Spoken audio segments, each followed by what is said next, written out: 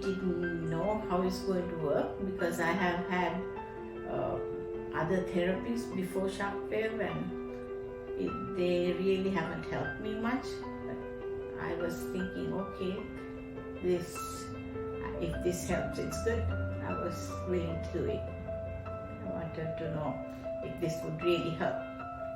I've tried acupuncture, cupping, or I've had cortisone injections, and even physical therapy. PhysioFit, after each session, I was feeling really good. I didn't feel any pain but then later I did feel some pain, but it was better.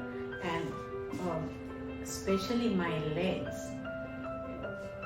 I couldn't lift my legs up. I had no balance. I had to sit down to wear my pants.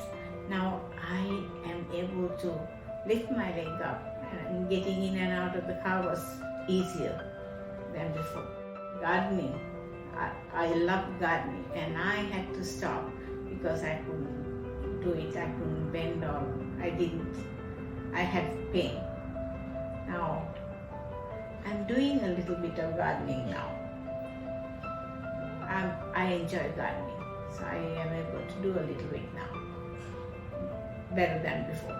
I think they should try it because it's definitely going to help them, because it really made a difference for me.